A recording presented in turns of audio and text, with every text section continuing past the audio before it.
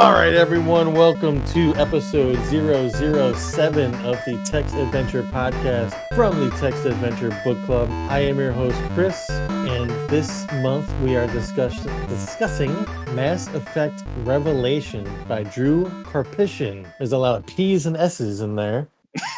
Wise. I am joined this month by the star of stage and screen, Patrick Ronk. Pat, how you doing? That's good. What are we going to do after 999 episodes? Now, see, that's a good question. But also, if we were really thinking ahead, we would have done the GoldenEye episode on this one. Oh fuck! Oh man, Son of a bitch! Right? Wow. I didn't even consider that until we got to 006, and I was like, shit, we should have done GoldenEye for 007. But I'm also joined by star of stage, Rock Clausen. Rock, how's it going? It's going pretty well. Thank you. Nothing but positive feedback from the story of Stanley Cavendish and your recent cross-country tours with him. So congratulations on thank that. you. Yeah. Thank you so much. Yeah. No, very, very happy with how that's coming back. Yeah, what's the name of the tour again? Oh, it's called Stanley. It's well, we started with another name, but we had to stop because it turns out it was copyrighted. Yeah, but no, it's the amorous adventures of Stanley Cavendish. Every town, it's actually a new story. And we'll kind of connect with the audience a little bit, and we'll throw in like some local landmarks and mention a local sports team or something in the story. Sometimes it's a little bit more awkward than others, but no, I mean the crowds really like it. We got it wasn't a standing ovation. It was in an old folks home, so it wasn't a standing ovation, but we got an ovation. So yeah, it's going really well. Thank you. Good for asking. Yeah, you're only 3 people passed away during that old folks home show. So good. I mean, that's better. That's better than normal. So you lost one during that edition with Cavendish cooking section. I mean, listen. All right, when you're making penne alla vodka and you're doing it for real on stage, and you want that. You want the pyrotechnics to go, you want to wow the crowd. Unfortunately, some people like to get a little bit too close. And, when you've got that much open flame, it's really just a matter of time. I know. And that much tweed surrounding the flames. I mean, it's a disaster waiting to happen. I should have seen it coming, but the poor guy, he only had his eyebrows left. It was just the eyebrows. It was Eugene Levy. Literally just eyebrows. Yeah. And it was like a flash paper. I'll never forget his dying words. He said, "I wish that I didn't catch fire." He was oddly lucid right up until the end. It was disturbing. Also joining us this month, we have Mr. Adam Marcy. Adam, how about those Mets? Yeah, it's good. It's good. Just keep going. Just ask your questions. Come on. Like errors. Error compilations are fun. Yeah. But sometimes I'll find this funny thing happened during the Mets game, and I'll send it to Adam, and he'll be like, "Yeah, they still lost 7-2." So yep. So Adam, you are probably maybe the biggest Mass Effect fan in this group, I want to say. Although I think we're all pretty big Mass Effect fans at one point or another. I mean, honestly, I was a fan of 1 and 2, and I never played 3. Still haven't played it. Oh, that's crazy. Yeah, it is crazy. I think when I heard it came out, it had kind of mixed reviews, and then I was reading something about how all the choices you made didn't really matter, and that pissed me off. So I said, "Fuck it, I'm not playing this." I was very angry at the time, immature, if you will. But no, I mean, I was I was a huge fan of it when it came out. Absolutely. Well, I should probably maybe try to pick it up and see what it's like. I guess I owe it to myself to finish at least the trilogy part of it. But Rock, you just finished the Legendary Edition, did you not? I did, yeah. Actually, within this past week, I just finished Mass Effect 3, and thus concluding my playthrough of the trilogy. And yeah, it was. So I had played through the whole trilogy once before as they came out. I had said for years, hey, if they ever put out like a remaster or like an HD remake of that trilogy, I will fucking buy it. And I did, and I didn't enjoy it quite as much as I expected to. I had fun with them. Also, you need to remember that when you're going back to first Mass Effect, like that's a game that came out in like 2008 or 2007 or something, Yeah. right? And it still plays like that. Even going through Mass Effect 3, where the gameplay had been tweaked and streamlined. smoothed, it still feels so clunky to move around and just play that game. It like you consider that a game like Gears of War, which came out around the same time as the first Mass Effect, kind of nailed third person movement. And then you play Mass Effect 3, which came out that many years later, and it still feels worse. But, and we talked about this offline a little bit, but to me, BioWare's strength has never been their gameplay. The gameplay has always been a vehicle to get you through the story. What they're really focusing on is the story. I mean, I've played most of the games that BioWare has made, and they all kind of have that same thing. I wouldn't even say it's like a problem, but they all have that same feature where the gameplay is like, I mean, it's not groundbreaking, it's not revolutionary like in any way, but the story is fantastic and the characters are great. It's about the characters and the writing. And yeah, I enjoyed going back through enough. I'll probably never touch it again, but I don't need to. Pat, what's your history with Mass Effect? I think I might have like not even had a 360 when the first one came out, and so I was like, I gotta play this when I have a chance. And don't have any like, I didn't ever really like when I finally had a chance to play through it. Sorry, went through it probably on whatever easy mode they had, at least enough to have a character to bring into Mass Effect 2, which had come out at that point, to carry that in. And I fond memories, rose tinted glasses of Mass Effect 2. I imagine, because I haven't returned to it since playing through it. No, me neither. I think like Dan had said before, like just that kind of relaxation of like mining scanning, scanning. Yeah. I enjoyed that. I think every moment I had a chance to do that, I would return to that segment. Kind of ambient music track. Yes, that's like some of my favorite music from the game. Right, and that's a big part of the experience of that game, is just that sort of world map music. That's one of the first things I think of. And it's Normandy theme, Noveria. And the fact that they had like it's easy to look back and think, oh, this game's 20 years old and it's kind of clunky and whatever, but it was like a big deal when it came out, and it was one of the like killer apps at the time. Oh yeah. And the graphics were like lifelike, they looked like the guys, and they had celebrity, like Seth Green was the pilot in those games. Yeah. And that was that was like a big deal. And Keith what's David. his name? Yeah, Keith David played Anderson. So like, and then Freddie Prinze Jr. shows up in the third one. Oh yeah, yeah, he's James Ortega. So I mean, Mass Effect was like, they were putting a ton of money and marketing and dollars behind the series. It was a big deal for a little while, and it seemed like it was going to be kind of a big breakout thing, which is why they started publishing these books. Like the book that we read was, they were setting up the world and the lore of Mass Effect, and I thought at the time like Mass Effect was going to be the new Star Wars, or at least the Star Trek. But it didn't really go that way, because like you said, the ending of 3 was so controversial and poorly received by the fans that it kind of stalled out. The follow-up years later, Mass Effect Andromeda, basically killed the series dead. Tanked it a bit. And it's still kind of dead to this day. But I did read while researching this book that Amazon picked it up for a TV series. So that can go one of two ways, Yeah, sure. Are they bringing in any of the writers? So the picture I saw was a writer of the TV series reading this book. Okay. So it wasn't Drew Karpyshyn, but they're going to pull from the established Mass Effect lore, or at least, get inspiration from that, which I think is cool. Yeah, I always thought that an interesting game, even if it was just like a flashback or like a side quest or something, would take place during the First Contact War. Like I always thought that would just be a really interesting scenario to play through. Like you play as like a human First Contact and all the shit that comes after. I don't know. I always thought that would be kind of neat. So let me set up what the book that we read is actually about.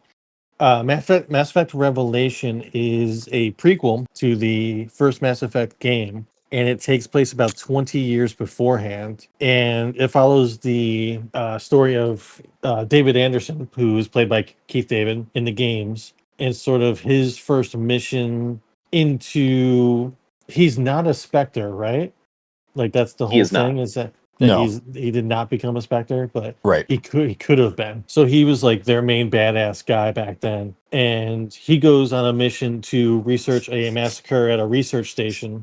And he is paired with a Turian named Saren, who is also in the first Mass Effect game as kind of a shithead bad guy. And this game is this book rather is the story of kind of them doing a detective search of what happened at this research station. Why did this female scientist, Kaylee Sanders, why she went missing? And then, there's some twists and turns along the way. Just general in broadest scopes. Adam, what did you think about this book? And did you remember the plot of Mass Effect good enough to see where it tied in? Yeah, I mean, absolutely. Yes, I think so. In the game, there's a sequence. I can't remember like when. It's near the beginning of the game where Anderson is like telling Shepard in the game, like, yeah, be careful, the Saren guy, we have like a history and, he did this and this or whatever. And this is kind of like giving you the backstory of, his dislike of Saren. And obviously Saren is the main villain in the first game. And this is kind of like his villain origin, so to speak. But yeah, no, I remembered it pretty well. Like there's all these like different places in like the galaxy and the names and stuff. It's just like, you read it again, like, oh yeah, I remember, that's where so-and-so was or whatever. But no, I thought it was good.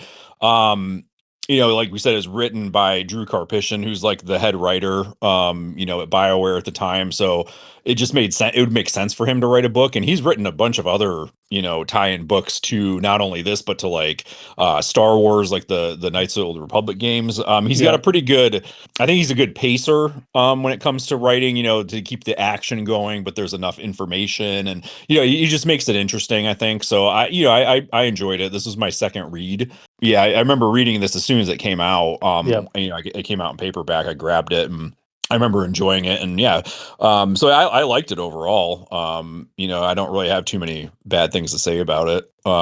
Really, I can't think of any. So no, I really liked it. Absolutely. Yeah, I agree. I like Drew Karpyshyn's writing a lot too, and I also read this when it came out in 2007 or so.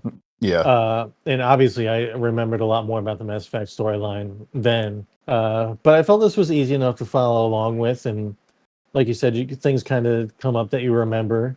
Mhm. And I think Drew Karpyshyn obviously has a talent for working within the framework of established series, which is probably why they picked him to write this book. Pat, what about you? Had you read any of these Mass Effect books before? No, I hadn't. I kind of wish I had now back Mhm. during like in the zeitgeist. Yeah, I probably would have hit a little harder. Yeah, well, and it gave me some motivation to reinstall the games and try out that remastered collection. Mhm. I played for about a half hour and uninstalled it. It for me it hasn't aged well. Like I like my memory of it better. It was cool to kind of realize like, oh, that's that Anderson. Like I mean, it's obvious, Mhm. but just having like memories kind of come back of characters and obviously like I kind of knew that Saren was going to turn bad. And or not really turn bad. He He's was kind of just kind of a always dick. bad, and he just kind of like keeps going down that road. Yeah, and I mean it's cool to have that history now. Or I'm sure it's touched on, but how like that first contact kind of thing, lots of Yeah, lives lost. So there's crazy amount of kind of like racism either way, like sure. perceived things. Speciesism. Like I kind of speed ran the book at two times Mhm. speed to get it in time to talk about it, which was crazy. And it also like I kind of liked listening to it that way because there was like no fat to the Yeah, story. it felt obvious. I also listened to this in sped up, and it felt like it was going fast in a good way. And also, I this is the first time I listened to it. I read the paperback before, and I thought that the presentation of the audiobook was actually really good. I thought it was well done. the Yeah, he's narrator. a good actor. Yeah, it was pretty good. I'm pleasantly surprised by the quality of the audiobook presentation. What about you, Rock? Had you read these Mass Effect books beforehand, or anything beyond the game's lore? Yeah, I listened to this audio book probably like 7 or 8 months ago, actually, just kind of Oh wow. on a whim, Mm-hmm. and so this was my second time going through it, and yeah, I think you're right. It just feels like it jumps in and it just keeps going. Like there's no, like you said, there's no fat to it, Yeah. and in a really good way. It's just it's on task. I think there's enough lore and world building that if you had no fucking idea what a Mass Effect was and you just picked up this book, I don't think that you have to have played the games to enjoy the book. Okay, that was a question And I was gonna pose to you guys. Do you feel like this book could stand on its own? yeah, I think so. I Like think it's probably made the better. Omni tool and the Citadel and all these things that you kind of take for granted, having played the games, are kind of, I mean, far out concepts. Yeah. yeah, I think that they do a good enough job in the book of explaining it enough. Anyway, Mhm. yeah, I definitely think that you would appreciate it more having played the games, but I don't think it's a requirement. But yeah, I appreciated going back through and learning, like, oh yeah, Saren's brother was killed in the First Contact War. I think I'm Mhm. remembering that correctly, and Yeah. that's why he hates humans. And like, I mean, from the moment you see Saren in the first Mass Effect game, you're like, oh, this is not a good guy. This guy's a Yeah, piece he of just shit. exudes And bad guy. yeah, absolutely. And it was interesting just kind of seeing him kind of keep on doing that, but in like a different way in the book, Mhm. where it's like, man, they did a really good job making this a really easy character to hate, because Mhm. he just sucks. Yeah. Like he's just a dick, like left and right. But yeah, no, I thought it was good, and I don't know, for me, having gone through the game series twice Mhm. and now Pretty going through the recently. book twice. Yeah. I don't know. I appreciated nods, I guess, to I don't know. Like again, I think because I played the games, I appreciated the story more, or them talking about, like, biotics, Mhm. and Hmm.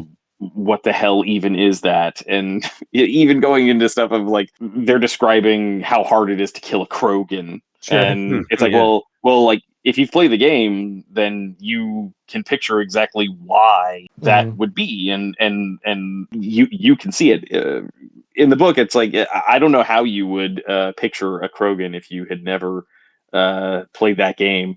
Oh But yeah. I like they go those like couple extra steps with a lot of these little pieces, where Yeah. they'll kind of explain like a few things here and there, to not to the point where it feels like you're getting like a lore dump. Right.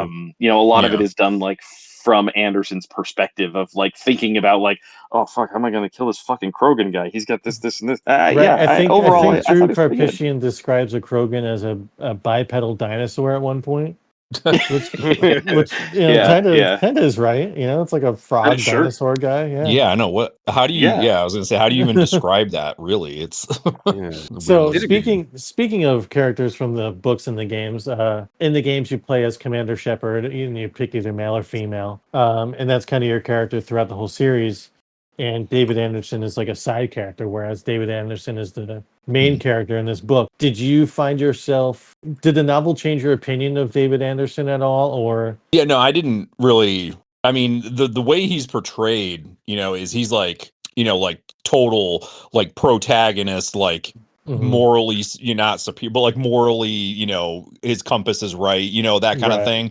And it's kind of like that here, he in the book he's very, by the book, but at the same time, he's, he has feelings too, but I mean, I always thought the funny back and forth was like you had in the game was Anderson, it's like the deep, Keith David, serious kind of guy, and then like that horrible ambassador that was in the game, which is Mhm. different from the book, obviously, but that guy was just like nails on a chalkboard, man. But no, I don't think it really changed. I think it kind of gives you a better background to why, Anderson, he's a high ranking officer in Mass Effect, and it kind of gives you, it could be a change for the better. I mean, did you find Yeah. yourself liking him more than you did in the game? I would Because say in the game he was just kind of like a generic kind of stern military guy, Yeah, and honestly, he's really not in it that much, because once you get out of the beginning of the game, like, yeah, you come back to the Citadel, and then he comes back in the end, but you don't really see him that much. So I'd say it probably gives me a little more of a favorable view of him, just because you kind of get to know him a little bit better, I guess. And you kind of feel a little bit bad for him, because he's like divorced, and he obviously, because of his job and his devotion to his job, and like that typical trope or whatever. But yeah, no, I thought it was I definitely a good portrayal of him, gives you a little bit more of his backstory, and he kind of reinforces that he's an actual good guy. Pat, did you ever wish that this book just followed Shepard? No, I don't think so. No. It was like those, like you're saying, the descriptions of like the races and stuff. It kind of helped fill in the blanks enough and kind of tap into some memory. I was like, okay, I'm glad I actually know what some of these guys look like. Yeah, even what Saren looks like. Yeah. Probably Garrus is like one of my favorite characters for companions. Whereas like I couldn't have given a shit about Caden or Ashley. Like I could never like when I came up to that choice. Like I don't care. I agree. The main group is the good guy Turian and the good guy Garrus and the good guy Krogan. Rex. Yes. Okay, those are the homies, and those are the guys that you roll with. Yeah, almost the entire game. Yep. Like the human characters in those games kind of just fucking suck. Well, with the exception, like in 2, Miranda kind of set me on it, like a decade plus interest in Yvonne Strahovski. Luckily, she's a good actress too. In the female, and sorry, what was her name? Liara. Liara. Yeah, right, Liara, yeah. She was for Mass Effect 3. Yeah, for Mass Effect 3, my party was basically constantly Garrus and Liara. For this playthrough of the trilogy, Liara was the only romance that I had through the entire trilogy. I just wanted to see what that would be like. It was interesting for sure, because she's not in Mass Effect 2 until you get to the Shadow Broker DLC. Right. Yeah, that's right. Yeah, she's off doing her own thing. If you have the Shadow Broker DLC, like you can still romance her. It's just like a very brief kind of like, hey, stop by the Normandy sometime. But like choose between her and her mom or something. Who was the other? No, that's Samara. I think Samara. You have to choose between her and her daughter. Oh, okay. I'm getting them. Getting them. These are all kind of rushing back to me as I'm hearing about them. Yeah. Chris, I was reminded playing through again. Do you remember one of the years we were at PAX East? No, but go ahead. Fair. We were at a recording for Talk Radar, but we were not really like participating. Like we weren't even like listening to it. Like we were kind of off to the side. Yeah, we were talking with Dave and those other guys. Yeah. But the voice actress who played Samara was there dressed as Samara. Do you remember that? I don't remember. I remember that she did that. Yeah, and she was hanging out there. Like I remember, like I think at that point I had heard that she was around. And at one point, I'm like standing in the crowd and like around the Talk Radar crowd, and I just kind of like look over, and she's just kind of like standing next to me, just kind of like, hey, like, it was so strange, but like super cool. Like she wasn't making like a thing about it, but I don't know. I like that thing of like I'm just here dressed as the character I played, and like not everybody's gonna recognize me as that. Did you think you were having some sort of like drunk vision? No, because like I said, I had heard that she was there at that point. Oh, that's cute. I like when actors kind of like aren't ashamed of their video game roles. Yeah, definitely. Speaking of side characters, how did you guys feel about Kali Sanders, who was kind of the focal point of the whole plot line? Did you guys think that did you guys even know that she was in the games? Yeah, apparently she's in Mass Effect 3, right? Yeah, she shows up in Mass Effect 3, like, pretty briefly, though. Totally did not realize that or know this at all. It barely comes up. Like, it barely matters. Did you enjoy her character, or was she just kind of a plot device? I think wasn't she in one of the other novels too? Like she was one of the like focal points of one of the other ones. I can't remember which one it is, but it was something to do with like biotic research or something. I don't remember. Really? Okay, that I makes think sense. she is in one of the other novels, like a big. Yeah, she was just kind of. She wasn't really in it a lot, because it's like, where is she? Right. And then they found her, and then I just kind of wish that the main plot line was something a little different. I think there was a different way to show Saren kind of going to the dark side. I didn't really. I don't know if I enjoyed the investigation of the research center and all that. I don't know. There's something cooler that could have been done. I felt like at some points it just kind of felt like it were like a Batman story or something. I liked the action scene, like in the apartment. Kind of it brought to mind like some Born Identity kind of stuff. It was like 3/4 of the way into the book, I think, and Anderson comes in and because he goes to is Grissom, the admiral or whatever, right? Is the dad? Yeah. Grissom's in the game too, isn't he? Isn't he the guy that's like you're just like kind of flying around and it's like, oh, we got a message coming in and it's him? Is it a different guy? Must be a different guy. Are you talking about the guy from the Alliance who just kind of will regularly pipe in and give you like a side quest? Yeah, the side quest guy. Isn't that Grissom? No, that's Hackett. Oh, Hackett, son of a bitch. See, that's right. Admiral Hackett, voiced by Lance Henriksen. Yeah, Lance Henriksen was the voice. That was awesome. Yeah. One of the main themes about the book is artificial intelligence and humans' research into artificial intelligence, which is like outlawed across the galaxy. And that just made me really hopeful that we can eventually get to that point where we just outlaw fucking artificial intelligence and all that shit. Gonna elect Drew Karpyshyn. That's right. Well, it has to try to kill us first. We'll run out of water. We won't be able to. Do you guys remember that AI was a big part of the Mass Effect storyline? Yeah. I've played through them recently, but yeah, I mean the whole first game is like, hey, these AI that have kind of like pulled back for a while, they're back and they're invading shit. Like, why? Yeah, like that. It's easy to forget that like that's how it starts is with the Geth coming back. I don't know. I kind of remembered the big swings of Mass Effect, like the Reapers, obviously. Yeah.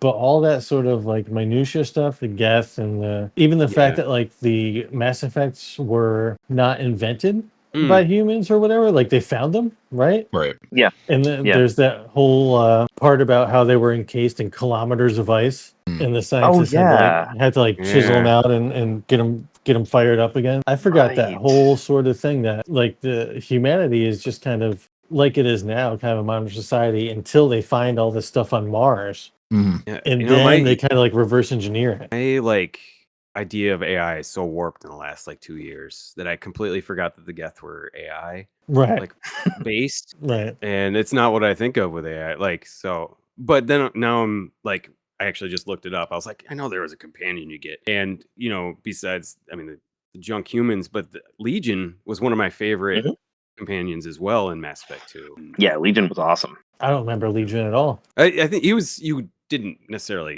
get him. You had to. It was like something you had to work for. Or like a certain path where you ended up with an AI, a Geth companion. Oh, interesting. Were the Reapers AI? They're sort of. They're like biomechanoid. They're like warped by the Protheans somehow. I did like a deep dive, so I feel like I have all these words in my head. Right, the Protheans, they created the Mass Effects, right? Yeah. The relays? No, they didn't. Oh shit. Okay. No, the Reapers created the mass relays. Yeah. And the Citadel. Oh, they warped the Protheans into what? Wait. Oh man. Oh, that's what I get for trying to cram all this. Now so the Protheans were just like the race that, like, from the last cycle that we had found the most evidence for, but they were extinct. The Reapers had been around for countless, tens of thousands of years, and every 50,000 years will show up in the galaxy and they'll wipe out the most advanced civilizations, and then they'll just fuck off again. But the Reapers are Galactus. Basically, yeah. And the whole thing with like the mass relays in the Citadel is that they're essentially traps that the Reapers leave, so that once a civilization like reaches a technological point where they can access these things, they become dependent upon them, and that makes Gobble 'em them up. easier to reach by the Reapers. Yeah. That's right. It's a little bit convoluted, but and there's collectors, and they're the warped protein. yes, Right. The Reapers are like Harbinger, like the giant, the big old squid ships. Yeah, big squid ship. But at the end, there's like a big human Reaper, right? In the second game, yeah, that's the boss. Yeah. Is they? Yeah. So funny thing about the second game, there's a point in that game where the Normandy gets invaded and your crew gets abducted by the collectors, and at that point, there's an unseen clock that starts ticking for you to initiate the mission to go rescue those people. And the longer you wait, the fewer of them will survive. So at the Suicide end mission. of what's it? It's suicide mission, right? Yeah, I think so. And so, because of the kind of like, fits and starts nature in which I've played the series this time through, Oh no. I forgot what had happened. So I'm just cruising around doing all these side quests. I did like every side quest. And then I'm like, all right, cool. I may as well go do the suicide mission. And I launch that shit, and you find like one person. I don't remember who it was, but you find like one person, and she's like, yeah, they melted everybody. Where were you? And I'm like, oh, right, I forgot. I completely forgot that there was a time limit on this. So, like, at the end of the game, when they show like there's like that memorial board down on the crew deck of like all your dead crew members. Mine is basically full because every single crew member I had got fucking melted and turned into the human Reaper. It was amazing. You're off mining off somewhere in like the equivalent of 5 Alderons happening. Basically, yeah. He's like that gif of John Hamm in the club, just like chilling to the world. Oh, just music. vibing, dude. Yeah, just vibing.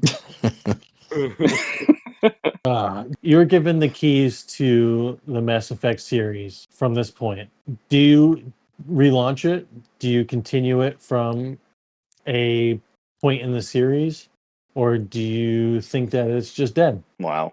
Adam, let's start with you, since you love Mass Effect and you love Star Wars, and you're kind of a not enough to play the third game though. Yeah, no, I didn't play the third one. I had some sort of like boycott going on, I guess. I'm just giving you shit, man. You're good.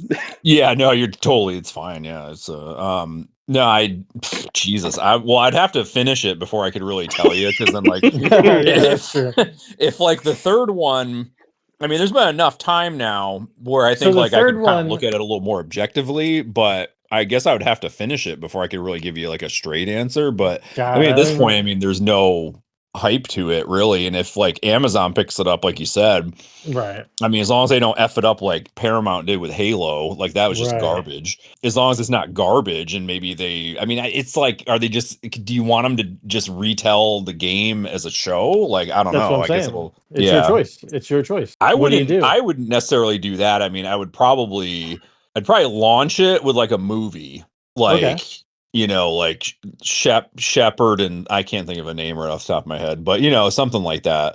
Maybe launch it with a movie, and then if like it Shepard does and well, Grogu, you can maybe. Yeah, there you go. But yeah, I don't know, man. That's a pretty loaded question. Pat, you're given the keys to Mass Effect. You are the new George Lucas.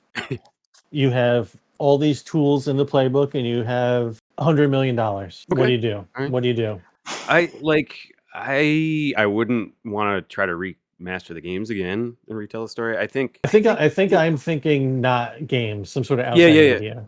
So like I like how the most recent Battlestar Galactica like reboot came along, where it kind of started as a sci-fi, like it was a sci-fi miniseries, but it's kind of like a Trojan horse pilot for a series. And then it worked out, and I think Revelation could make a good little mini series, and then an episodic show after that, absolutely could work. Because there could be some really seasonal like arcs for sure could happen, not necessarily like exactly with the games, but I think it's a good story that could be retold like that way. Now it's a catch-22 because like no one would be happy with you, like right that way. Or like some people would be psyched. Like I think I would give it a chance, but then there are people that write it off before it exists. So I think that's the thing with any sort of franchise these days is going to get those sort of shitty attitudes right out of the gate. Rock, what about you? I'm giving you $200 million.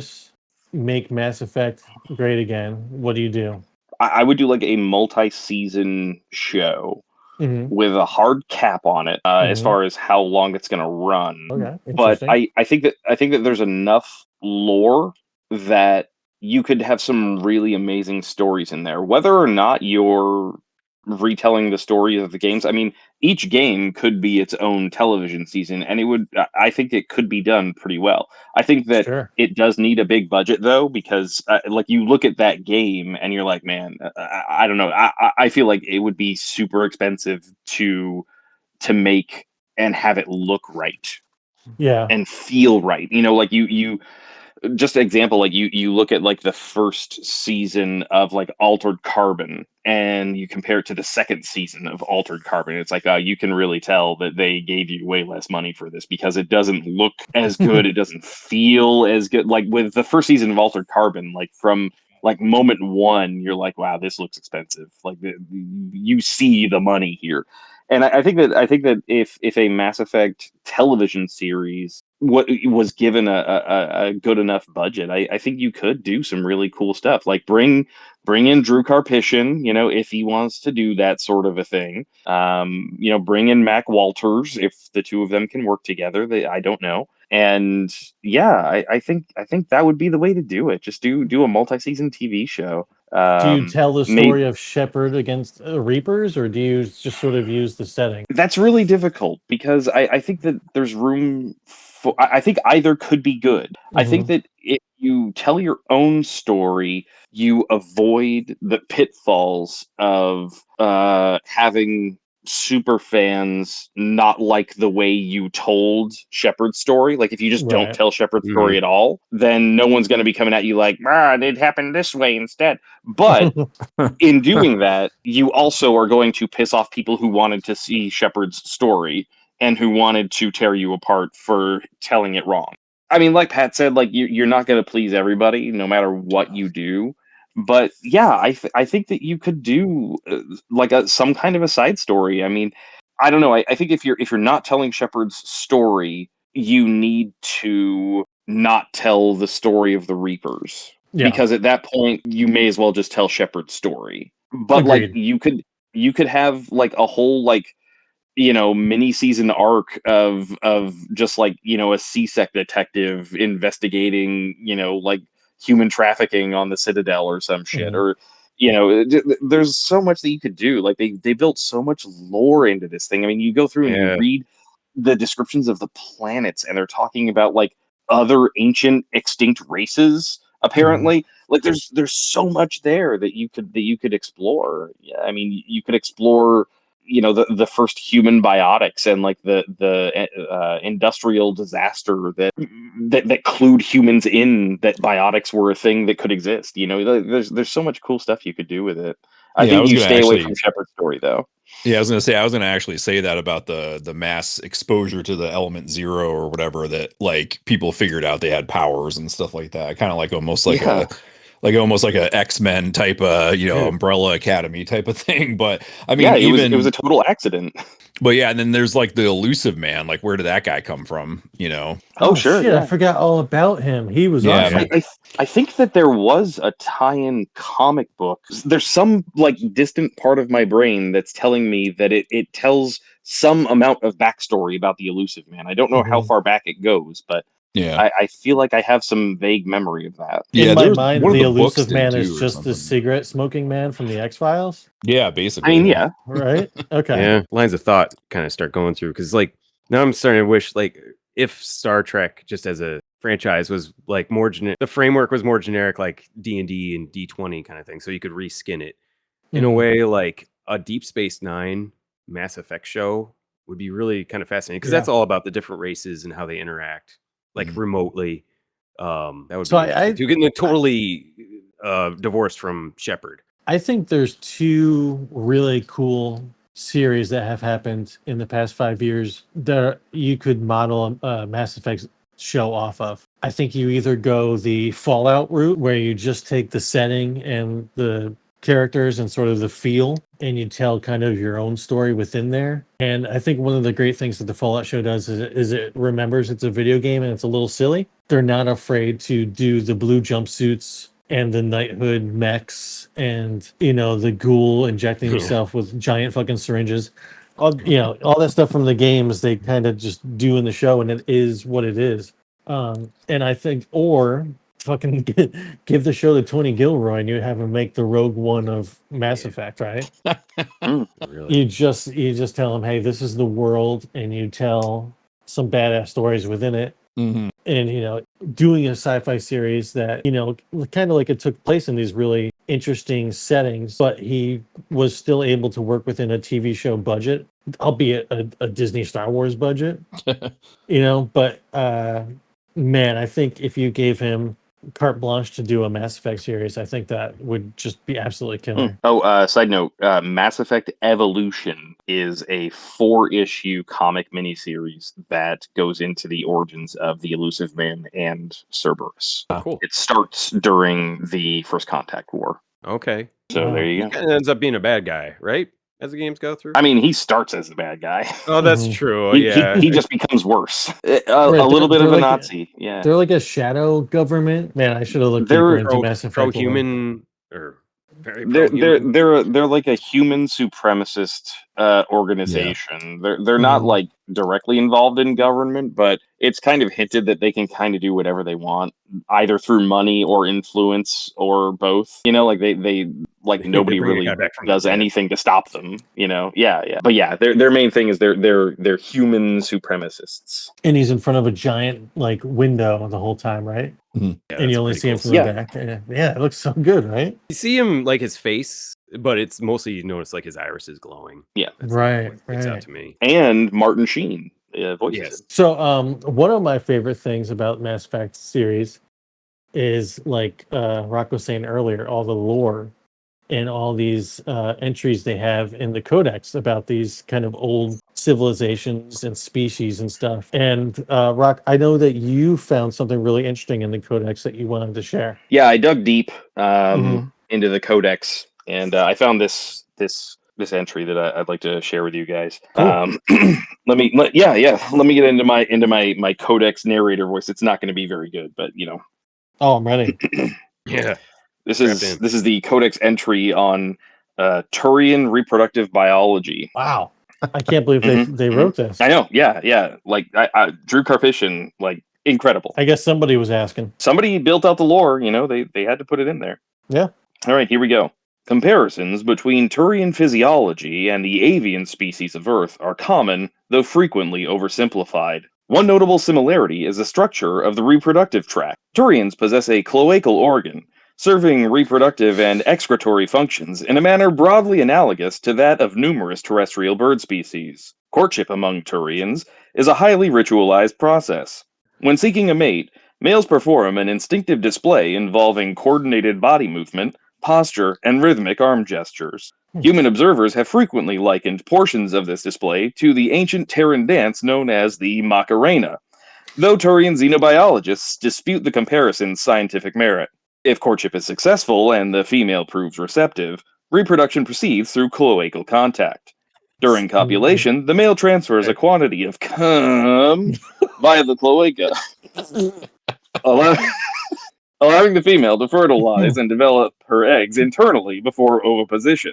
Although interspecies sexual relationships are not unheard of within Citadel space, they present a considerable biological and mechanical challenge due to significant anatomical and biochemical differences between species. Extranet media often depict such encounters with little regard for physiological reality.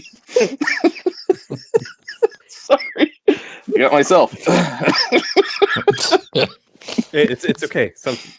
It's just one way, seriousness comes out that way. Yeah, absolutely. Sorry. Medical authorities caution that attempting sexual activity outside one's own species may range from mildly uncomfortable. Jesus Christ. I wrote this and I'm still having a hard time with it. Let me start that again. What do you mean? I thought this was in the Codex. I mean, I typed this out here on my phone. Yeah, sure. Okay. Oh, yeah, I had to. Yeah. You transcribed it. I don't know if I'm going to be able to get through this. Extranet media often depicts such encounters with little regard for physiological reality. Medical authorities caution that attempting sexual activity outside one's own species may range from mildly uncomfortable to potentially hazardous without appropriate precautions, adaptive equipment, or professional medical guidance. For further cultural and academic study, consult the following extranet publications and media archives: With Seductive Intent, Unzip Your Cargo Hold, The Palaven Plume, and the Hanar-authored educational work, This One and Kindle's That One. Okay. That is from the official Codex. Wow. Yeah. They really thought of I know. everything. Now, Adam, is Yeah. this something you would like to see them tackle in a Mass Effect TV show? Absolutely. Yeah, I mean, you gotta go I think for they need realism here. You know, it's like, geez. Yeah, you got to show that. Man, the professionalism and like you did a duty to the material there. That was great. Yeah. Like, it was really thank you. evocative. Like as soon as you started, I was like, it was like the teacher just pulled in the VCR TV cart and turned on like an Adjusted education the video. tracking. Yeah. There was like Mhm. this fog of just nostalgia kind of came over me, Mhm. and that was great. Well, thank you. I Anyway, yeah. appreciate that. I mean, they wrote it. I just read it. You know, that's from. I'm actually seeing this is from the Codex for something called Ass Effect. Oh, This might not be official canon, guys. I'm sorry. Mm. That's yeah. Mm. No, that. Mm. oh dear. I'm sorry. Yeah. Go boy. Yo. Wow, Rock, that was fascinating. Thank you for sharing that with everyone. We are really privileged to have your research on the podcast. My pleasure. Yeah, thank you, Rock. And we're gonna take a little bid of a break here, and then we're gonna come back with a little bit of a treat for you guys. I don't know if you caught the last show, but we did a little bit of id Software trivia, and a little birdie in my ears told me that we have Mass Effect trivia coming right up after this.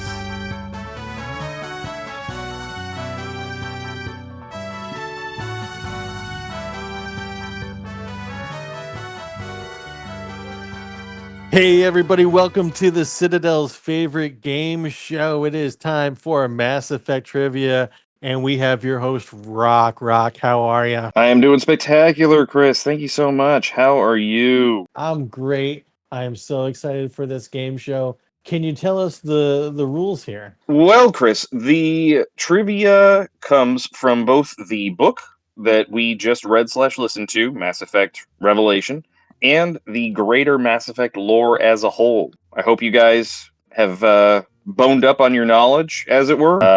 For my part, I listened to the entire audio sample of the Codex from Mass Effect 3 while at work. We're gonna lose. Yeah. You guys are going to do great. You guys are going to do great. All right. Bonus Okay, points so for you. what's the Thank you. format here? Are we doing? Is this like a multiple choice, or are you going to pick a question No, here per person? Yeah, we're going to go round robin, and there are no multiple choice. Just like last time, I'm gonna assign you a question. It'll go to you. If you can't answer, we'll throw it to one of the other ones to steal. Some questions have a bonus question attached to them, which is worth extra points. Without further ado, we're going to start off with some stuff from Revelation. Chris, this is for you. Okay.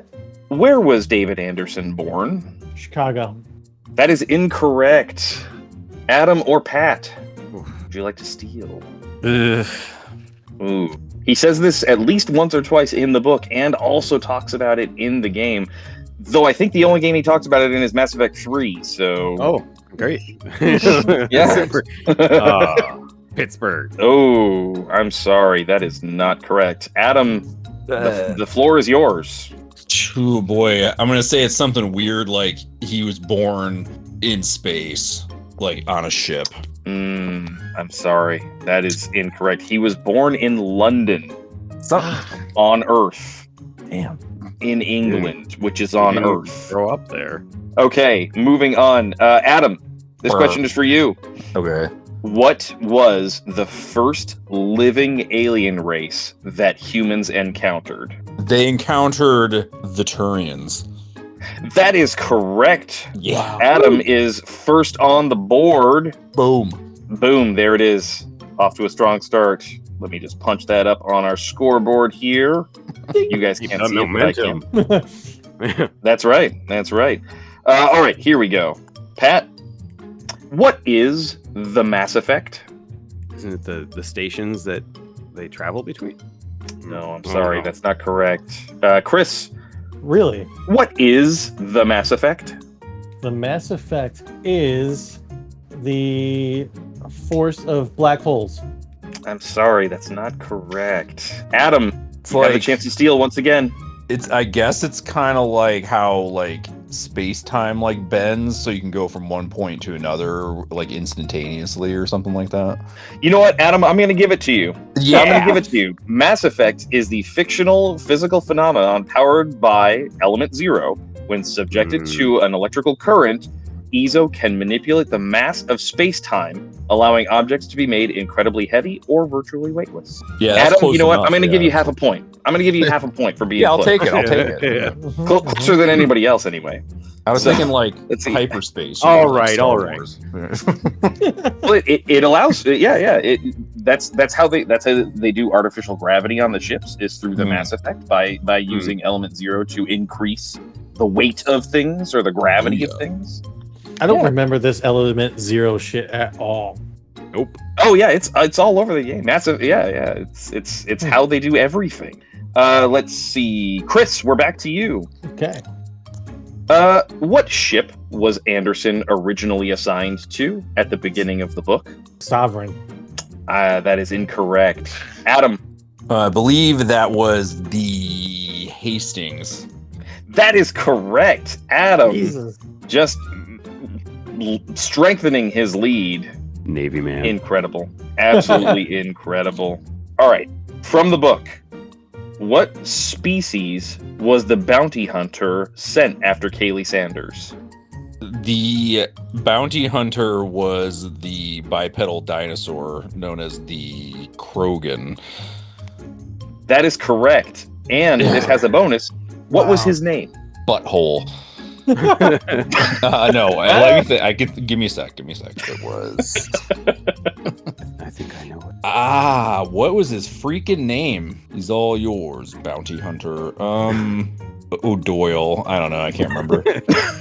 Yep. That was his name. His name was O'Doyle. O'Doyle. Yep. Pat, Scar? you have a chance. His name is Scar. That's correct. You get Scar. the bonus point. Woo. Fantastic. All right, Pat, this next question goes to you. Wow, double dipping. Yeah. Yeah. I mean, that's, hey, the steal doesn't count as your question. Pat, name 3 non-party species from the game series. Jesus. Oh, I can picture them in my mind's eye. I'm gonna need names. Or a very, very good you can description. describe them. You can describe them. Okay, well, they're kind of like the generally bad guys. They've got like 2 sets of eyes and like 2 sets of nostrils. They're almost always bad. I don't think there's a good one. Yeah. Okay. Let me ask you a question about them. What do they sound like most of the time? Wait. Nasally? I don't. What do you mean? Like, what's their voice sound like? Do What they have like sound high pitched motherfucker? What do you voices? think he means? Do they? do they have high pitched voices? Do they have deep voices? Do they have growly voices? Are they filtered through like a mash thing? Like, what do they sound like? I don't know. It's like slightly nasally, like a little bit higher pitch. I would give him a half point if that's even real. I don't know. We'll give you a half point. That's the Batarians. You're describing the Batarians. Yeah. All right. You need to give me 2 more. Okay. Oh, there was another race. It was mentioned in the book too, and I remember running into them in the game where they almost look like a Portuguese man-o-war in a way. Okay, that's good enough. It's the Hanar. That's good enough. So you have one. No, you have 1.5 points right now. Wow. I need 1 more. The Prothean. Yeah, technically right. technically right? No, not technically right. You get a Prothean party member in the third game. Wow. Oh, what? Wow, man, what the fuck? I mean, you still have a chance. There's still other ones out there. A Reaper. You fucker, I was gonna say that. Fuck. You know what? I didn't even have that on my list, but I'm gonna count it. That totally counts. It works. Yeah, good job. Yeah. I'll take it. I will take that as an answer. All right, Pat, you are. Wow. You're pulling up to Adam. Right now we stand at Adam with 3.5 points. Pat with 2.5 points. Wow. Chris, big fat goose egg. Are there really that many non-party species? There's a few. Yes, Really? I will list them for you now. Okay. Yeah. They are the Elcor, the Volus, the Vorcha, the Batarians, the Hanar, and if you want to count them, the Reapers. The Elcor are the ones who describe their emotional state when they're speaking. Favorite. Oh yeah. The Volus are the little teeny tiny round guys with the jowls and the gas masks. Oh, The Vorcha are basically like goblins. Mm-hmm. I don't think you see Vorcha at all in the first game. They don't show up until the second game. Right. And then the Batarians, they've got the 4 eyes and they're basically human shaped. How do you And then of course the Hanar, the big jellyfish. What's a better description of how they sound? The Batarians, they usually have like very deep, like inhumanly deep voices. Oh, okay. Yeah. Okay, I'm coming back. Chris, how old was David Anderson when he was Come on. accepted into the N7 program? Come on, dude. He was 16. That is incorrect. Adam, you have a chance to steal. He was 32. That is incorrect. Pat, it's yours to lose. 37. I'm sorry, he Way was too old. 20. Oh, he was 20 when okay. he was accepted into the N7 program. He's like 40ish in the main game. Yeah. Right? I Yeah. keep picturing him in the games. Yeah. She's much older. Adam, how does Saren die in the first game if you choose the Paragon path? Oh man. You blast that fool. That is incorrect. I'm sorry, Pat. Yeah, I don't remember. Ooh. Oh. Jesus. He commits suicide, doesn't he? That is correct. That is Really? correct. He shoots himself in the fucking head. Really? Yeah, you convince him that he has fucked up and that he's been basically mind controlled by Sovereign, and he kills himself. That's Wow. right. Jeez. Yep. I pretty much Yep, always did Renegade. Right. The Renegade path is you blast that fool. Mhm. Yeah. I think I blast. Yeah. Yeah, because you blast the fool, but then you don't kill him, and then he kills himself. No. All right, Patrick. What was Garrus's bounty hunter identity when he was on Omega in Mass Effect 2? I'm not gonna stall. I have no idea. Chris, Garrus's bounty hunter identity. Yes, he was the Scorpion. That is you just made that up. I did. You just Garrus wouldn't even know what a scorpion was. Yeah, shit. Adam? Yes, that was it. It was fake scorpion. Yeah. Fake scorpion. Gee, that's a good one because you're like, I don't know. It was Archangel. Oh, He was okay. Archangel. Yep. Ah. There you go. Bugs, There you go. man. Damn it. What is Joker's real name? Sorry. yeah. Right.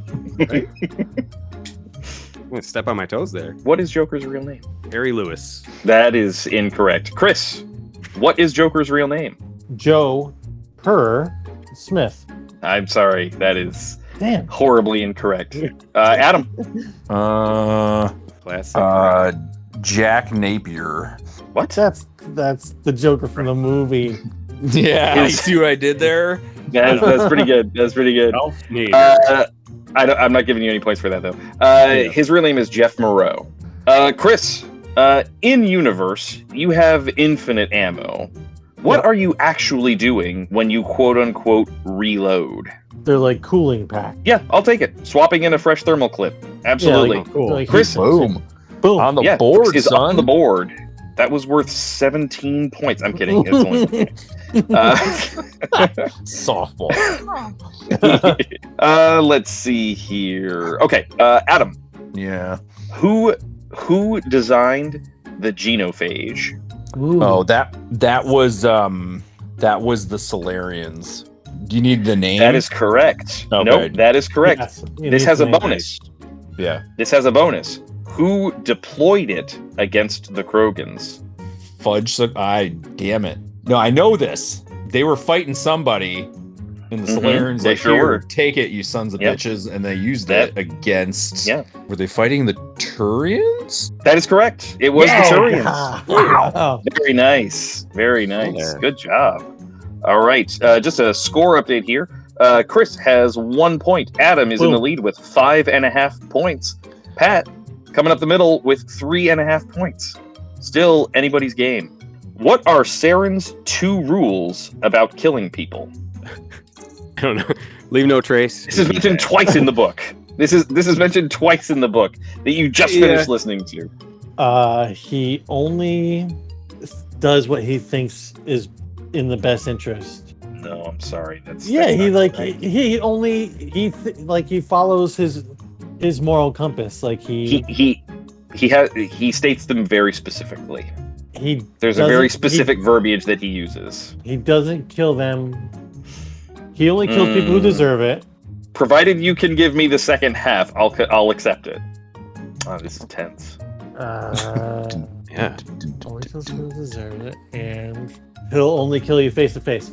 I'm sorry, that's not correct. Adam, It's really weird. It's like, what did you? So it's they have to deserve it, and he can always like Fuck. make like it up. Wait, yeah, something like he can find a reason to or something, right? Like what?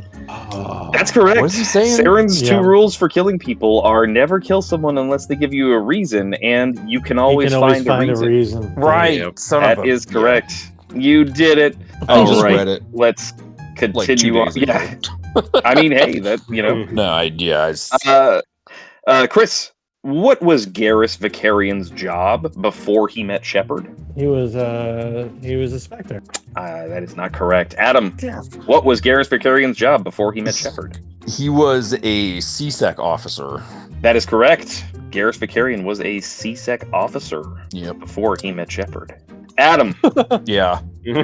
who was the first human considered for the Spectres? Anderson. That is correct. Come on. Jesus. Come Yeah. on. Right. Oh my god.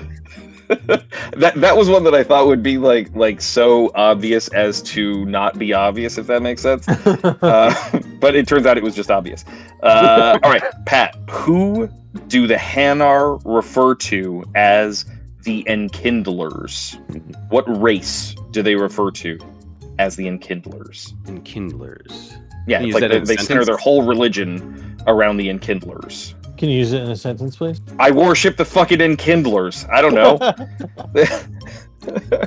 They worship the Enkindlers. The Enkindlers are their god, basically. They credit the Enkindlers for like their entire success as a civilization. Who are the Enkindlers? What race are the Enkindlers? Protheans. Damn it. That's correct. That is okay. correct. Absolutely. Yeah, you threw that out like you did not expect that to be correct, but you Exactly you what got happened. it. Yeah. Yeah, absolutely. All right, we are back to Chris, I think. Chris, Yep. where does Shepard first encounter a Prothean beacon? Aboard the Normandy. That is not correct. Adam, Damn. Oh Wait, is it on that first planet where that person dies? It's the first planet, and it's called the something Eden. Eden, the Garden of Eden. is that your final answer? Yeah, I don't know. It's Eden That Prime. is- Eden Eden Prime. Prime. That is correct. Wow, Nice. wow. You almost gave it away, dude. You almost gave it away. Yeah, I knew it was Eden something. Prime. Yeah, Eden Prime is Jesus. correct. Could you Wow, go with those yeah. 2 people and one of them die, or maybe both of them die? Right? I think one of them dies anyway. Yeah. Let's see. I think Adam. I think this next one is yours. How big are the bullets fired from the guns in the Mass Effect universe? They are tiny ass things. There's a specific phrasing that's used in the book to describe them. Yeah. Micromillimeter. That's not correct. I don't know. Pat. If some term like that was said, my mind glazed right over it.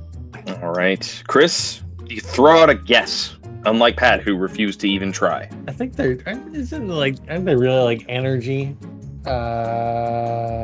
Energized dust, right? If you could compare it to something in size, what would you compare it to? Dust. You know what? I'm going to give it to you. In the book specifically, it says that it's about the size of a grain of sand. I'm going to give it to you for dust. Yeah, they follow the philosophy that a small thing propelled ridiculously fast is very destructive. Okay. All right. That's also why you have infinite ammo, because the guns just have like a big ass metal block in them, and the gun just shears off a tiny piece every time you need to fire the gun. Oh, okay. Yeah. Let's see. I think Pat is. Yeah. I think Pat's next. Yeah, Pat, I'll try this time. what is the name of the flagship of the Citadel fleet? It's like how Cyclops from the X-Men isn't actually shooting lasers. He's shooting like concussive force.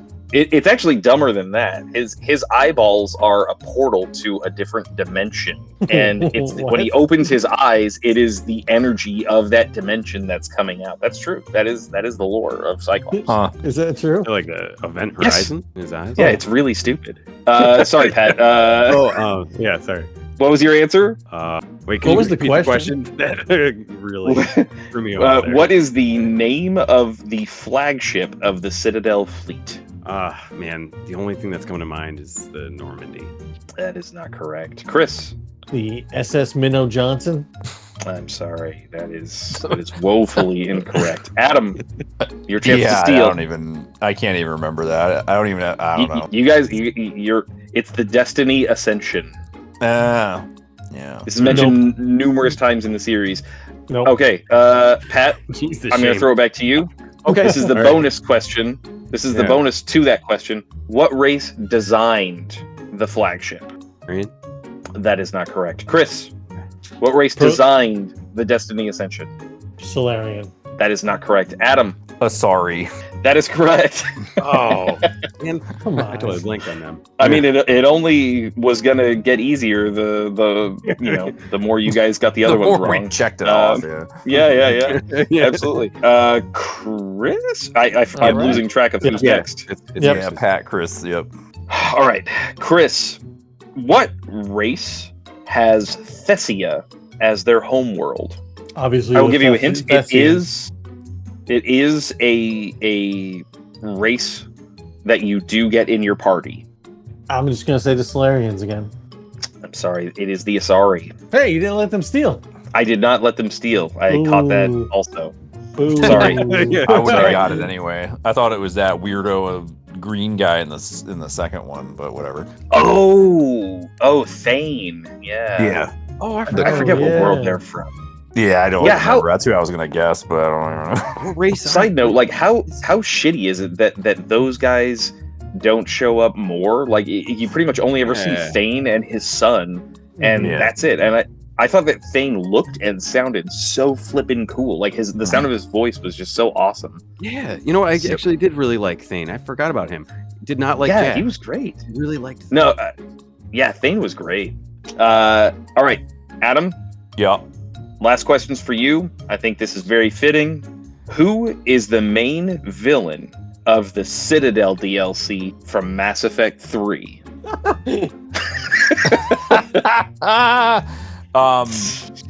right. I didn't play it, so is it someone that I would know though? Like I would say that you know this character intimately well. Okay. And it's the main villain of the Citadel. Yes. DLC. The Citadel DLC. Yes. And you know the character well. Extremely. And he's it's gonna have to be. Yeah. Just throw out a wild guess if you know. Who is that guy that I'm trying to guess? Yeah, right. Yeah, I don't. The freaking matriarch. What? You know, the Asari matriarch. Samara? or Benezia. Yeah, is it Benezia? No, The one you that's kill her voiced in the by first game, Star man. Trek: The Next Generation superstar Marina Sirtis. Oh, I didn't know that was the case. But no, Yeah. it's not. It's not her anyway. Well, shit. Matt, who is the main villain of the Citadel DLC for Mass Effect 3? Gotta be Anderson. That would be amazing. The son of a bitch. No, yeah. Chris. It is Shepard. Whoa. Chris, are you just throwing out a wild guess, or is this something that you remember? I played it. I played all the DLC for 3. That's correct. It is a clone of Shepard. Oh, wow. Yep. Huh. It's the dumbest thing. It is the dumbest thing ever, but yeah, it is a clone of Commander Shepard. Mm-hmm. Anderson would have been better. Anderson would have been better, yeah. All right, so running down the I think that was scores. the last DLC for Mass It was, Effect, yeah. Yeah. Yep, it was. It came out like after everything was said and done, and Mhm. it was kind of like the first half of it is this weird clone Shepard thing, and the second half is like you have a party. They're really looking to burn some goodwill there, huh? So running down the scores, Chris bringing up the rear with 3 points, Pat 4.5 points, Mhm. and Adam far and away the decisive winner, 10.5 points. Wow. Whoa. I did well. Yeah, that's congratulations, sir. Yes. You earned it. You have won a prize of one drawing of Commander Shepard Wow. by Dan Bethel. Whoa. Wow. A custom drawing by renowned comic artist Dan Bethel. So I get a Bethel original. Hell yeah. He doesn't know this yet, but yes. Okay. Also, I'm gonna sweeten the pot a little bit, Adam. I'll also throw in a copy of Ass Effect. Oh my god. Oh, you are not so find lucky. that anywhere. You are so lucky. Oh my god. Ass Effect. Yeah, the Citadel DLC, Illustrated. just as like a side note, it's the dumbest thing. They go, so for a while you don't know who the villain is. He's like talking to you through like a staticky screen. He's like, I'm gonna take everything you've got. Right. And Shepard's like, yeah, I'll take you down, bitch. And it's finally revealed that he's just a clone of Shepard, and he's basically just like, oh yeah, when Cerberus brought you back through the Lazarus Project, they also decided to clone you, just in case like bringing you back didn't work out. So I was just basically a clone sitting in a vat for a long time, and then I think the Elusive Man sets him free. It's the dumbest thing. And so his whole thing is he's basically going to kill Shepard to like take over as Shepard. But he's just a puddle of goo. He looks and sounds like Shepard, you know? Yeah, it's just your Shepard. Jeez. Yeah, it's just your Shepard copied. Yeah, it's really dumb. It's That is so bonkers. Stupid. When I got to that point in the game and I saw that, I'm like, wow, so they literally were like, guys, we've tried everything else. Like, what's the like wildest, like dumbest thing we can do? Like, here it is. That was a good quiz. Thank you. That was Thank fun. you very much. Oh, I worked very hard on that. I can tell. Yeah. And I meant what I wish said. I did listen to the entire Mass Effect 3 Codex while I was at work. That's insane. It was pretty fun. Okay. I can see where some inspiration may have come through. Yeah, to be honest, though, also, I had probably 3/4 of the questions already written by the time I did that. I was like, let me just do like a deep lore dive into the Codex just to see if there's like some good trivia in there that I might have, It's fun. There it is. Thank you, Rock. Thank you guys. And Chris, did you want to tell the kids what the next book was? Yeah, actually, I'm gonna let Pat announce the next book since Pat was the chooser. Oh yeah. All right. So I picked a book that's been on my shelf for a while that I still have never read. Oh, you own this? I do. Yeah, actually, I own a hardcover copy. It's beautiful. Jesus, I actually it's going for like hundreds of dollars. Yeah, I would like to show each one of you, like, let you hold this book because it is legitimately a beautiful book. Wow. I had the paperback originally, which was great, but that one's even more rare now. I gave that away to a friend, and then they kickstarted like a whole book publishing company to produce a hardcover copy of this, and then they've continued to produce more books, which They're making a Last of Us book soon, so Oh, that's great. cool. Yeah, it's only $100. Pat's already bought 3 of them. I'm figuring out how to make it work. I just haven't yet. But so this is You Died, the Dark Souls Companion. It's I'm just gonna read practically what the sleeve says. A love letter to Dark Souls by From Software and a guided tour of its world. The book leverages interviews with the game's creator, Hidetaka Miyazaki, as well as an original analysis to uncover the mystery of what makes the game so riveting, enduring, and influential. Sounds really neat. Yeah, it's I've leafed through it a few times, and it's kind of neat. Like the chapters alternate between like describing sections of the game, and then like personal accounts. I think it's a good candidate. So hopefully it's Awesome. good. I really hope it's good. Cool. Honestly. And with that, we're going to go to our closing segment where we talk about what we've been into. Well, I'm still. I'm gonna have to freaking play Mass Effect 3, I guess. At this point, but no. I'm literally still playing Stardew Valley, which is crazy. Wow. I'm on like year 10 and I have ostriches now, so that's fun. Whoa. Yeah, you can incubate ostriches. And my ostrich family, I got like 11 of them. I named them all after Boy Meets World characters, so that's fun. Amazing. Yeah, and I mean, you know, I actually went to you said that Control game. Never heard of it actually. Really? Looked it up, looks good. I tried to download it last night. I thought I downloaded it, but I didn't download it. So I'm like one of those guys now that just doesn't know how things work. So I turned it on today and I'm downloading it right now. So hopefully I can play that and give you some feedback on that. Dude, I envy you to be able to play that game for the first time. Yeah. Well, it's both our boys have the Game Pass thing, so it's like the deluxe edition's like free on Game Pass. Awesome. So I'm like, all right, I'll take it. Yeah. So I'm looking forward to that. It sounds pretty cool. Yeah, that's really all I'm into video game wise. I like sports, you know, so I'm trying, you know, it's such a the Mets are just awful. A little bit frustration. So I'm very frustrated with that. I've been drawing a lot again. That's pretty much all I've been doing though, you know. And if people follow the Text Adventure Book Club on Instagram, I retweet all Adam's drawings too, so you guys check that out there. I appreciate that muchly as well. So You're welcome. Greatly. You're welcome. I greatly appreciate that. Thank you. Pat, what have you been into? I know I've been playing through a few things here and there. I had started an island on Tamagotchi Life. My wife and kids have taken over. It's horrifying. That's kind of neat to have in the background. Thinking about Last of Us a bit. Yeah, I bet. I bet you are.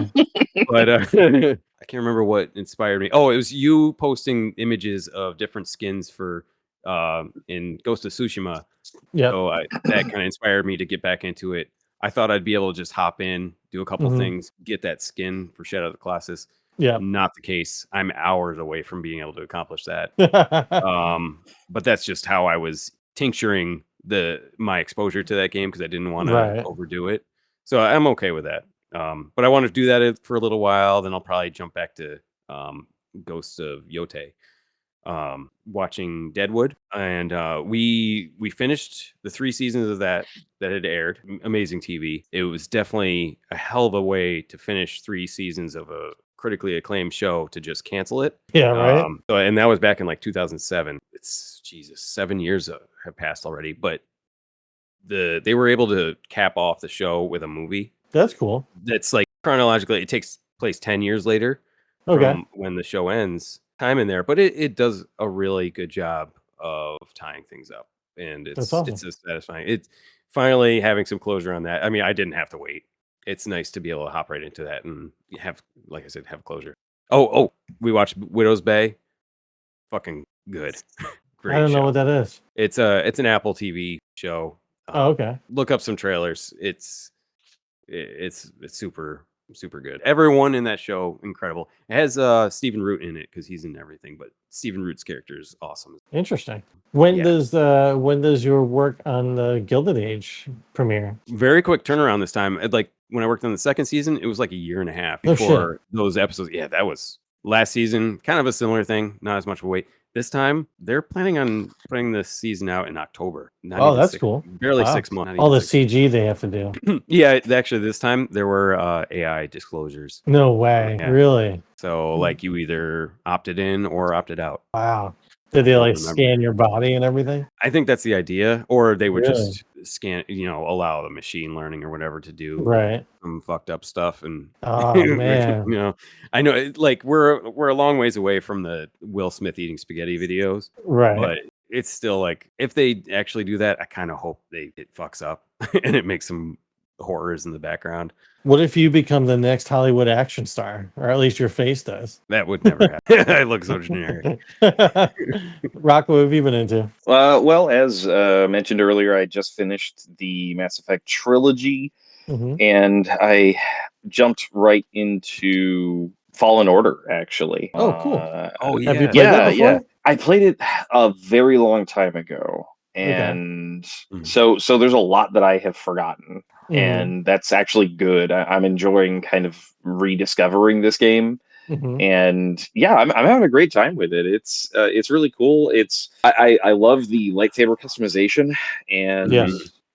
it's made me want to construct my own Home Depot lightsaber. Oh yeah. So I might be doing that Oh, sometime yeah, I gotta soon. do- I want to go around the horn real quick. We didn't really get a whole lot of response as to what your lightsaber color would be, Chris. What would your lightsaber color? Oh, I'm a green Return of the Jedi guy all the way. Okay. Adam? Yeah, I'd have to go with green also. I kind of like the idea of purple because it's like blue and red mixed, but I'd have to go like classic green, like Luke, because that's my dude. So Pat?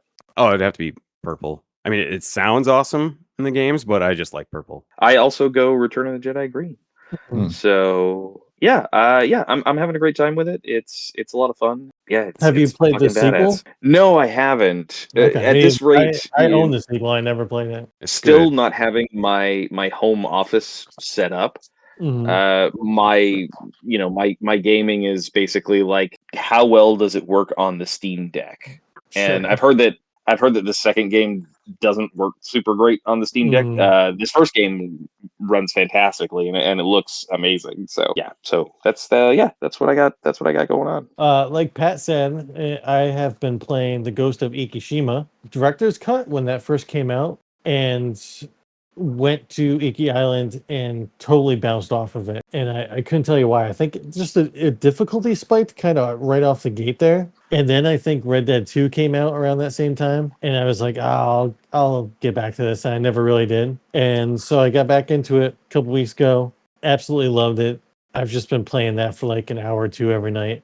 For a game about running around and stabbing people with a sword, Ghost of Tsushima is really meditative and like peaceful. I think it's like the color palette and the music and stuff. So I just finished that the other day. I finished the storyline. I'm going through and clearing out all the sort of things on the map. And I also downloaded Assassin's Creed Odyssey in anticipation of going to see the Odyssey movie from Christopher Nolan and having like a hyperfixation on that for a couple weeks. It's not related. Oh damn! But that is I like never one of my favorite Assassin's Creed games, though. That was awesome. I never that played game. any of those newer Really ones good. since they Neither have I. sort of redid the gameplay.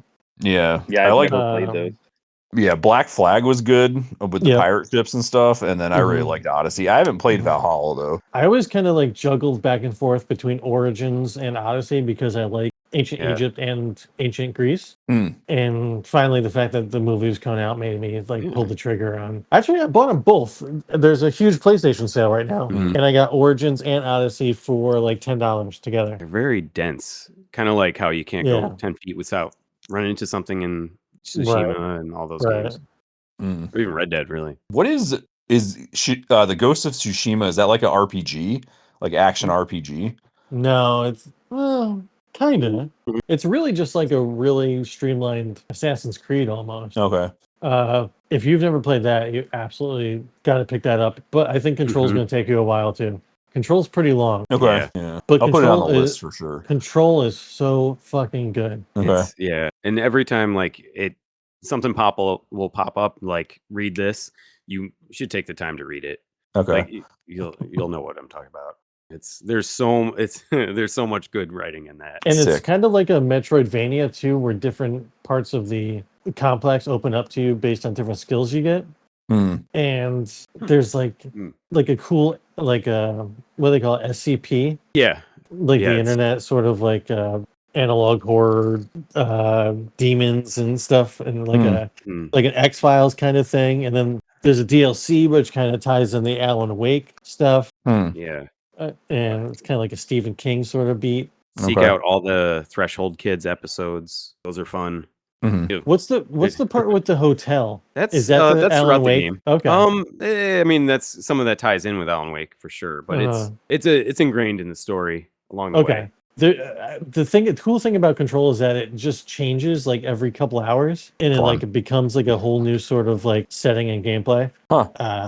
Really kind of an amazing achievement. Without like getting too much into it, like the mobility you can achieve too is really fun. Yeah, I'm excited to hear what you think about Control. Yeah, well, I'm looking forward to it. It sounds cool. Next month we're going to talk about that Dark Souls book that Pat picked out called You Died. Pat, what's the full title of it? You Died, the Dark Souls Companion. All right, thanks guys. Thank you. Bye. Bye. Bye. Love you. I love you.